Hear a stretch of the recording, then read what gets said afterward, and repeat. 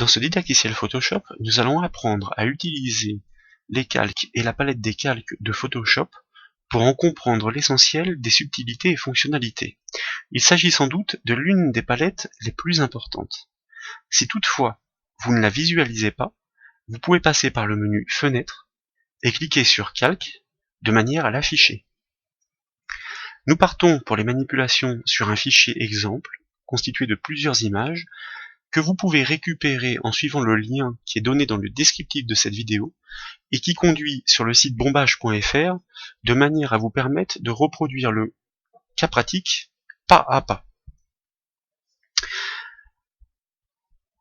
Sur l'espace de travail, nous avons donc plusieurs images. Ces images, comme vous le constatez, sont toutes disposées sur un calque indépendant et différent. Pour y voir plus clair, nous allons commencer par paramétrer cette palette des calques en cliquant sur son petit menu en haut à droite et en choisissant tout en bas Options de panneau. Dans la boîte de dialogue qui apparaît, comme vous le remarquez, nous sommes actuellement sur des vignettes de calque de petite taille. Nous allons choisir la plus grande taille et valider par OK. Du coup, la représentation des calques et de l'image qu'ils portent, chacun, est beaucoup plus claire pour faire le lien entre le calque et son image sur l'espace de travail. Vous pouvez remarquer que dans la colonne de gauche, en regard de chaque calque, il y a une icône qui représente un œil qui permet, lorsqu'on clique dessus, comme vous allez le constater, de masquer l'image que porte le calque. Si nous recliquons dessus, vous remarquez sur l'espace de travail que nous affichons de nouveau son calque. De même, ce qui est important dans cette palette des calques, c'est de comprendre l'ordre de superposition. Le calque qui est tout en haut de la liste est le calque dont l'image sera positionnée au premier plan.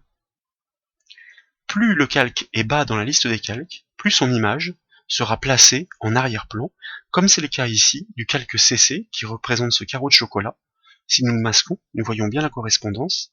Comme il est tout en bas de la liste, vous remarquez qu'il est chevauché par les autres images, portées par les autres calques, car il est en arrière-plan.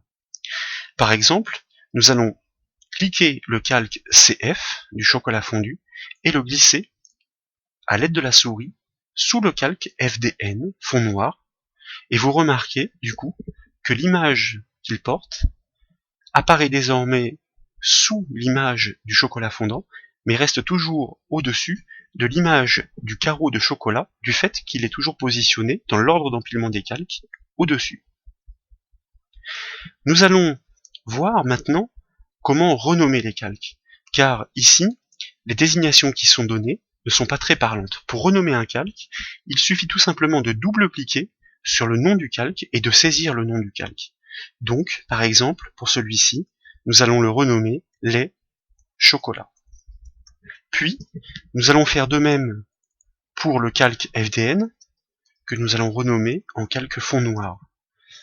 De la même façon, nous double-cliquons sur CF pour renommer au clavier le chocolat, le calque en chocolat fondu, que nous validons par entrée, le CE en chocolat éclat, et enfin, toujours en double-cliquant sur le nom du calque, le dernier en carreau de chocolat. L'intérêt avec ces noms plus précis est de pouvoir s'y retrouver plus facilement en sélectionnant chacun des calques représentant une image sur l'espace de travail. Comme vous le remarquez, c'est ce qu'illustre les petits pixels ici entremêlés, chaque image est placée sur un fond de transparence, c'est-à-dire qu'il n'y a pas de fond uni de couleur. Nous allons faire une rotation à chacune des images de chacun des calques de manière à les remettre à l'endroit, car elles sont toutes inclinées vers la droite. Pour ce faire, rien de plus simple. Nous sélectionnons le premier calque lait chocolat, qui correspond donc à cette image-là, et nous allons enfoncer au clavier ensemble les touches CTRL et T pour passer en mode transformation. Du coup, vous voyez apparaître des petites poignées de transformation. Il suffit de se placer sur une poignée d'angle et de glisser dans le sens de la rotation avec la touche Maj tant qu'à faire pour la contraindre à 90 degrés. On relâche la souris, on valide la transformation en enfonçant la touche Entrée du clavier. Pour agir sur une image, il faut donc sélectionner tout d'abord son calque. Si nous voulons agir sur le calque du lait de manière à lui faire une rotation, si nous faisons CTRL-T, vous remarquez que les poignées ici apparaissent autour de l'image chocolat et lait. Tout simplement parce que c'est son calque qui est actuellement actif. Donc, nous sélectionnons d'abord le calque du lait, nous enfonçons CTRL et T, nous réalisons avec la touche Maj notre rotation à 90 degrés, nous validons par entrée, et nous faisons la même chose pour les autres calques de manière à pouvoir tous les remettre à l'endroit. Chocolat éclat. Du coup, celui-ci va déborder de l'espace de travail, mais nous verrons comment pallier le problème. Et enfin, carreau de chocolat. Nous sélectionnons le calque, nous faisons CTRL-T, et nous faisons la rotation avec la touche Maj pour la contraindre à 90 degrés. Nous allons donc maintenant recentrer l'image du chocolat éclat, c'est-à-dire celle-ci, sur l'espace de travail. Pour ce faire, comme vous le savez, nous sélectionnons d'abord le calque de l'image, et puis avec l'outil déplacement, s'il n'est pas actif dans la palette outils, c'est le premier, nous cliquons et glissons l'image vers le centre de l'espace de travail. Comme vous le remarquez, l'image est masquée, tout simplement parce que, dans l'ordre de superposition des calques, elle n'est pas en première position. Nous allons maintenant revenir sur le calque du lait, qui, comme vous le remarquez, apparaît sur un fond noir. Le fond noir n'appartient pas, au calque du lait. D'ailleurs, si nous le masquons, comme nous l'avons fait tout à l'heure, vous remarquez que nous masquons bien le lait, mais pas son fond noir. Son fond noir, en fait, est un rectangle rempli de noir situé sur le calque du dessous. Si nous le masquons, effectivement, l'image disparaît. Nous allons faire de ces deux images une seule image. Comme les deux calques sont positionnés l'un au-dessus de l'autre, le calque lait étant activé, par le menu de la palette des calques, nous choisissons fusionner avec le calque inférieur. Et du coup, vous remarquez que nous obtenons en résultat une seule image qui mélange l'image du lait avec l'image du fond noir. Donc voilà une astuce assez intéressante dans toutes les manipulations que nous pouvons faire avec les calques. Nous allons maintenant travailler sur les calques du chocolat fondu et du lait. Ça veut dire ce calque-ci et celui-ci. Donc, pour épurer l'espace de travail, nous allons masquer tous les autres calques, de manière à y voir plus clair. Comme vous le constatez, il ne nous reste plus que les images qui nous intéressent, puisque tous les autres calques ont été masqués. Nous souhaitons maintenant faire en sorte que le fond noir du calque du lait disparaisse, par exemple. Ou bien, au moins essayer de le sélectionner. Le calque du chocolat fondu étant sélectionné, nous avons un outil de sélection qui est très intéressant, qui s'appelle la baguette magique, selon une certaine tolérance, dans sa barre d'options, qui permet, en cliquant sur une zone de couleur, de sélectionner tous les pixels contigus de l'image, de façon à la manipuler, à la supprimer, à la transformer. Nous souhaitons, nous, sélectionner le fond noir. Si nous cliquons sur le fond noir, nous constatons cette fois-ci que, contrairement à tout à l'heure par rapport au fond gris, la sélection avec la baguette magique ne fonctionne pas. Elle sélectionne tout, sauf le fond noir, ou pratiquement sauf le fond noir. Pourquoi ? Tout simplement parce qu'il ne faut jamais l'oublier, quand nous voulons travailler sur une image, nous devons préalablement sélectionner le calque de l'image. Si maintenant nous recliquons sur le fond noir, vous remarquez que la baguette magique avec une tolérance raisonnable sélectionne bien le fond noir de l'image, que nous pourrions supprimer avec la touche Supre du clavier, comme ceci. Pourquoi cette zone du noir n'a pas disparu? Tout simplement parce que nous travaillions en pixels contigus. Ça veut dire que Photoshop a sélectionné toutes les parties du noir qui se touchaient. Nous revenons en arrière, nous décochons pixels contigus, nous désélectionnons en recliquant sur la sélection, et nous recliquons sur le fond noir.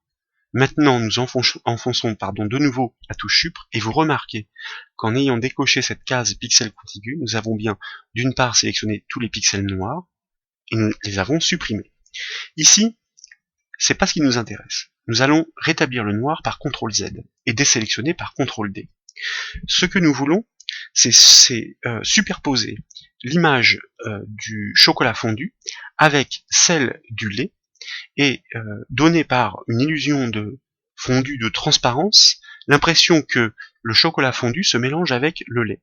Pour ce faire, dans un premier temps, nous devons donc supprimer le fond grisé du chocolat fondu. Donc, nous pensons à sélectionner d'abord le calque du chocolat fondu, nous cliquons sur son fond grisé, nous enfonçons la touche Suppre du clavier, vous remarquez que, du coup, il disparaît. Dès lors, nous allons pouvoir déplacer le calque du chocolat fondu sur le lait, sauf que il n'apparaît plus, il est masqué, tout simplement parce que son calque est derrière le calque du fond noir. Donc son image apparaît en arrière-plan. Nous le sélectionnons, nous le remontons dans la hiérarchie des calques, de manière à le positionner au-dessus, et comme vous le remarquez, son image apparaît dès lors au-dessus de l'image du lait. Nous souhaitons maintenant donner l'illusion que les deux sources coulent dans la même direction, c'est-à-dire le chocolat et le lait. Il nous faut faire donc une petite symétrie horizontale de manière à réorienter notre source d'écoulement.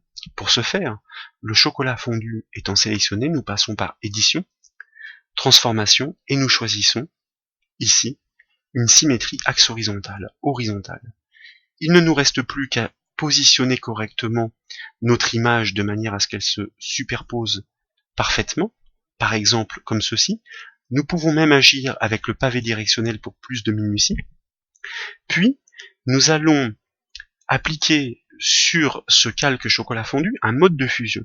Un mode de fusion, c'est quelque chose qui permet, avec la palette des calques de Photoshop, de mélanger le calque du dessus avec le calque du dessous, selon les réglages que vous allez choisir. Ici, nous souhaitons que l'un dans l'autre s'incruste. Le calque chocolat fondu étant sélectionné, les modes de fusion se trouvent dans cette liste déroulante. Nous allons choisir le mode de fusion, vous voyez qu'il y en a pas mal à tester, incrustation. Et du coup, nous donnons l'illusion que le chocolat fondu se mélange au lait.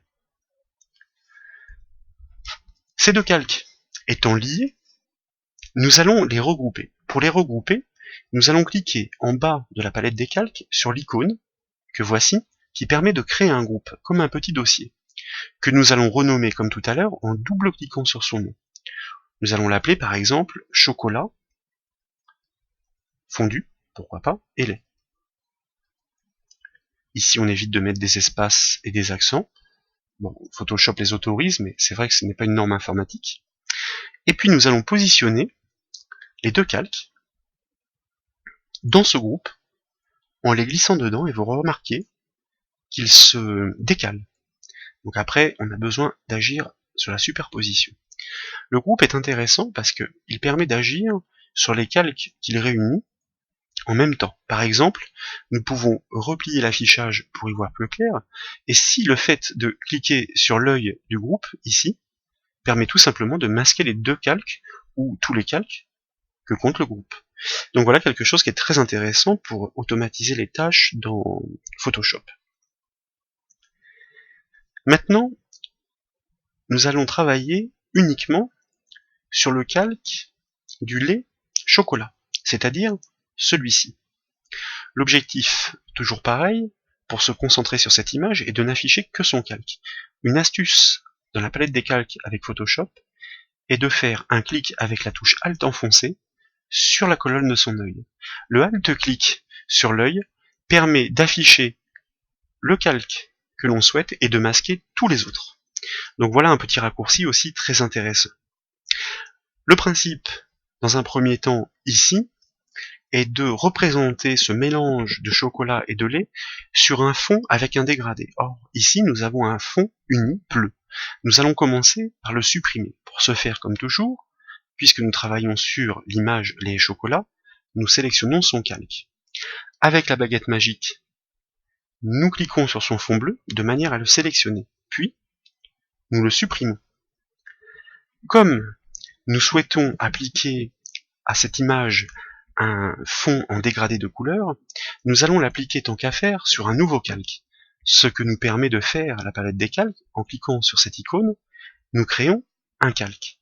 Par défaut, un nouveau calque dans Photoshop se crée au-dessus du calque actif. Or, il s'agit d'un fond que nous souhaitons réaliser. Le fond est en arrière-plan, donc nous le glissons sous le calque lait et chocolat, comme ceci. Puis, nous allons appliquer sur ce calque un dégradé qui va par exemple d'une couleur orange vers le jaune sur une sélection rectangulaire, c'est-à-dire sur une distance prédéfinie. Donc nous activons l'outil rectangle de sélection et nous traçons une sélection rectangulaire autour de notre image depuis ce nouveau calque 1. Ensuite, l'outil dégradé, dans la palette outils, c'est celui-ci. Nous cliquons dessus pour l'activer. Par défaut, l'outil dégradé nous propose de réaliser un dégradé qui va de la couleur de premier plan vers l'arrière-plan, c'est-à-dire selon les carreaux de couleur qui sont définis ici. Nous voulons de l'orange vers le jaune. Nous cliquons donc sur le rouge qui est ici. Nous choisissons de l'orange comme ceci, nous validons. Vous voyez que la couleur de premier plan change, celle du dégradé aussi, et de l'arrière-plan vers du jaune, par exemple, comme ceci. Nous avons bien un dégradé qui va de l'orange vers le jaune. Tant qu'à faire, dans la barre d'options du dégradé, nous choisissons une opacité de 100% pour avoir un dégradé qui ne soit pas en transparence, et surtout un dégradé linéaire, que nous allons tracer à l'horizontale, avec la touche mage, si vous le souhaitez, sur la largeur de ce rectangle. Et nous obtenons bien un dégradé qui va en arrière-plan de l'orange vers le jaune. Ainsi donc, nous obtenons bien le résultat que nous avions voulu. Nous aurions pu appliquer un dégradé radial, qui était le choix proposé par défaut, c'est-à-dire un dégradé qui part de son centre et qui va ensuite se propager sur la couleur finale vers les rayons du cercle qui sera défini de cette manière-là. Nous souhaitons que cette image du lait et du chocolat donne l'illusion d'être légèrement en altitude par rapport au fond, donc avec une petite ombre portée, comme si une lumière venait d'un endroit donné. C'est ce que l'on appelle un style de calque. Pour appliquer un style de calque sur une image, comme toujours, on sélectionne d'abord son calque, puis en bas de la palette des calques, avec cette icône ici, nous allons appliquer un style de calque. Comme vous le remarquez, il y a beaucoup à dire encore dans cette section. Nous allons choisir tout en bas, ombre portée. Du coup, une boîte de dialogue apparaît. Vous remarquez l'effet immédiat sur l'espace de travail, une ombre qui est quand même assez imposante. Nous pouvons définir son opacité. Plus elle sera importante et plus l'ombre donnera l'illusion de transparence. Vous voyez comme ceci par exemple. On peut choisir aussi son angle. Son angle, c'est tout simplement en fonction de la source lumineuse, de la direction de la source lumineuse. Et vous voyez qu'on change du tout au tout son orientation. Donc il y a pas mal de réglages que l'on peut appliquer ici. Donc là on choisit une source lumineuse qui vient de la gauche, en fait on va dire du nord-ouest, à 25% pour avoir une opacité assez importante et une ombre légère, et on pourrait réduire la distance. La distance, en fait, c'est le décalage qu'il y a entre l'ombre et son image, pour que l'ombre soit plus rapprochée, par exemple, de l'image, à 50 pixels, par exemple, et nous obtenons ce résultat. Quand nous sommes satisfaits, nous validons par OK, et nous obtenons bien notre ombre portée sur le fond uni que nous avons créé préalablement. Nous allons fusionner ces deux calques, mais avant, nous allons constater que lorsque nous appliquons un style de calque, il s'agit d'un style qui est appliqué, vous voyez, comme c'est indiqué ici, avec des effets. C'est un effet ombre portée, qui n'est pas irréversible, puisqu'à tout moment, le fait de cliquer sur son œil permet de masquer cet effet. On revient à l'état d'origine de la photo. Donc voilà pour les styles de calque, c'est très intéressant d'imaginer qu'on peut appliquer ainsi des réglages, les tester, et puis les masquer à tout moment. Vous vous en souvenez, pour faire de ces deux images une seule, comme les deux calques sont l'un au-dessus de l'autre, on passe par le menu de la palette des calques, et on choisit fusionner avec le calque inférieur, à partir du moment où le calque du dessus était bien sélectionné. Nous allons maintenant travailler sur le calque carreau chocolat, donc pour n'afficher que lui comme tout à l'heure, nous faisons Alt-clic sur son calque. Du coup, nous masquons le calque précédent par la même occasion. D'ailleurs, nous aurions pu le renommer, puisque la fusion a changé son nom. Nous verrons ça dans un autre support. Le but du jeu ici est de donner l'illusion que ces carreaux de chocolat vont se fondre dans l'image du chocolat éclat qui est juste au-dessus. Donc nous allons l'afficher par la même occasion. Comme il était au premier plan, forcément, il s'affiche au-dessus. Ce n'est pas tout à fait ce que nous voulons, puisque nous voulons que l'image du carreau de chocolat, une fois déplacée, s'affiche au-dessus du chocolat éclat. Donc, nous changeons l'ordre par cliquer et glisser dans la palette des calques. Puis, nous déplaçons notre image du carreau de chocolat, pour laquelle nous devons nous débarrasser encore une fois du fond, sauf que cette fois-ci il y a deux fonds. Donc c'est toujours pareil, on prend la baguette magique, on va cliquer par exemple, le calque étant présélectionné sur le fond gris, ainsi on le sélectionne facilement, et avec la touche maj du clavier, vous voyez le petit plus qui apparaît sur la baguette magique, nous allons additionner les sélections en cliquant sur le blanc. Du coup, il ne nous reste plus qu'à supprimer cette sélection. Et nous avons bien conservé uniquement l'image du carreau de chocolat, qui est un petit peu trop grande parce qu'elle déborde de l'image de fond, donc nous allons la redimensionner. Son calque étant actif, toujours pareil, nous faisons CTRL-T, et en agissant sur une de ces poignées d'angle, nous allons la ramener vers l'intérieur pour la réduire avec la touche maj. Pourquoi la touche maj? Tout simplement parce qu'elle va nous permettre de conserver les proportions.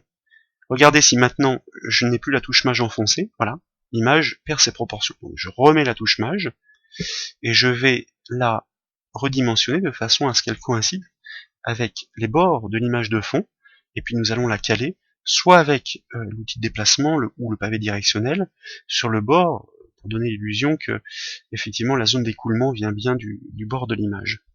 Et nous allons appliquer un dernier petit réglage très simple sur celui-ci, encore une des options des palettes des calques, une transparence pour donner l'illusion que ce chocolat vient se fondre dans l'arrière-plan, son calque étant sélectionné. Vous avez une zone ici qui s'appelle opacité. Nous allons la régler par exemple à 60% pour essayer, et vous remarquez qu'effectivement à travers l'image de ce calque, par transparence, grâce à ce réglage opacité, nous voyons l'image qui est en arrière-plan. Voilà un peu pour une démonstration de l'utilisation des calques dans Photoshop et les différentes réglages ou paramétrages que l'on peut faire, l'ordre de superposition étant très important. Sachez qu'il s'agit d'une des palettes les plus importantes, puisque tout commence par là. Afin d'agir sur des images, pour des retouches, pour des sélections ou autres, eh bien il faut commencer par sélectionner le calque de l'image et organiser sa palette des calques.